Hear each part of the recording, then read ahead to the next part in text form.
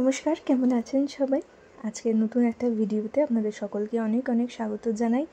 এটা জন্মাষ্টমীর দিন সন্ধেবেলার ভোগের যে আয়োজনটা করেছিলাম, ছোট্ট আয়োজন, সেটার ব্লগ।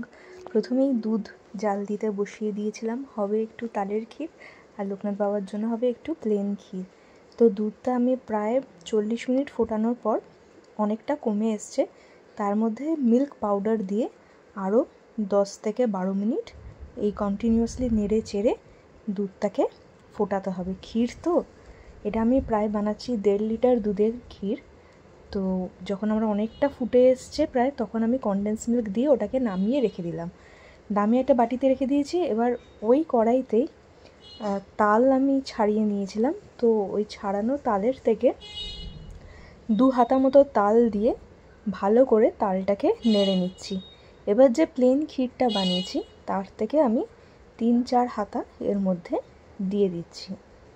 দিয়ে ভালো করে এটাকে সুন্দর করে এবার মিশিয়ে নিচ্ছি। এটাই হয়ে গেল তালের ক্ষীর।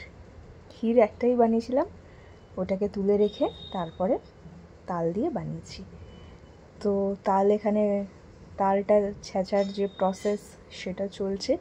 আসলে তাল আগে ছেঁচা হয়েছে, তারপরে ক্ষীরটা করা হয়েছে, কিন্তু ভিডিওটা পরপর সিমেট্রিক্যালি সাজানোর জন্য একটু আগে পরে হয়ে গেছে। এবার একটুখানি সুজি, 1 বাটি মাপের সুজি আমি ভিজিয়ে নিচ্ছি। 1 বাটি সুজি নিয়েছি, সেটাকে আমি একটু জল দিয়ে ভালো করে ভিজিয়ে নিচ্ছি। সুজিটা একটু ভিজুক ভালো করে। এই আরেকটু যদি জল লাগে আমি আরেকটু সামান্য জল অ্যাড করবো এতে। 1 বাটিতে আমি প্রায় 1.5 বাটি মতো জল অ্যাড করলাম, করে সুজিটা ভিজিয়ে নিচ্ছি, কারণ তালের বড়ার জন্য সুজি লাগবে।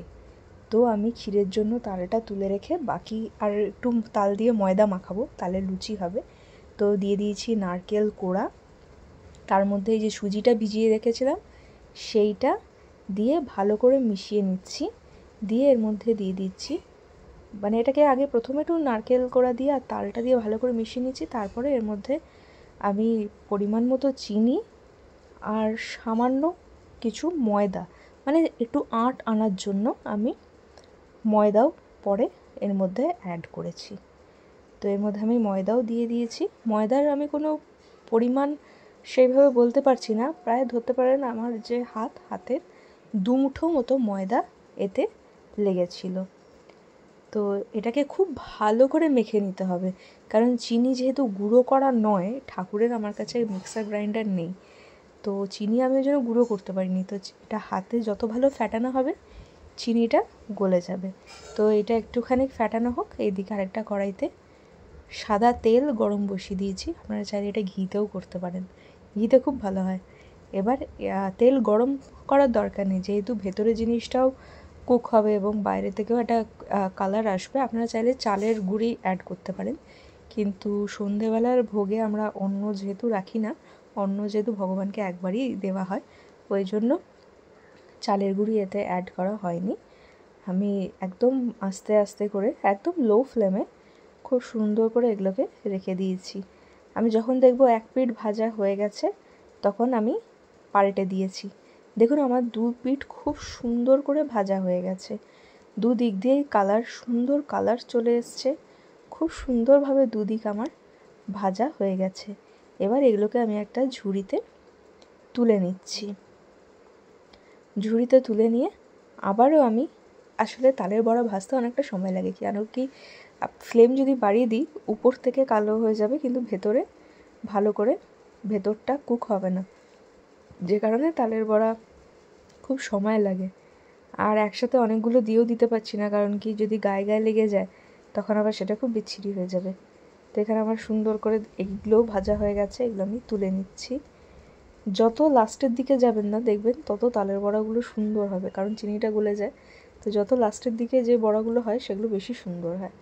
এবার মালপোয়া যে বানাবো, মালপোয়ার জন্য আমি 2 কাপ সুজি, যে বাটিটা নিয়েছিলাম ওই বাটি 2 বাটি সুজি, 1 বাটি ময়দা, 1 বাটি চিনি আর ওই বাটির 1 বাটি মিল্ক পাউডার দিয়ে ভালো করে শুকনো উপকরণগুলো একটু মিশিয়ে নিচ্ছি।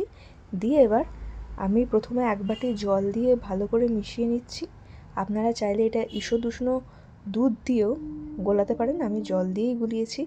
আবার পরে একটু আমার মনে হয়েছিল ব্যাটারটা খুব পাতলা হয়ে যাচ্ছে, তো আমি আবার একটুখানি জল দিয়ে একটু পাতলা পাতলাই ব্যাটারটা করেছি।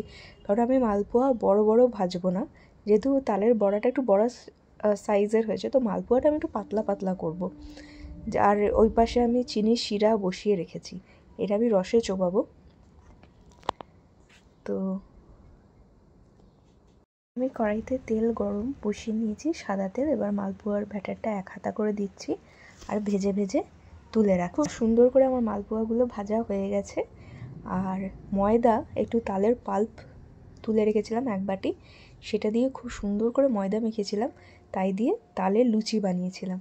গোপালের জন্য হয়েছিল তালের লুচি, তালের বড়া, তাল, ক্ষীর, মালপোয়া, এই দিয়ে সন্ধ্যাবেলায় হয়েছিল গোপাল সেবা।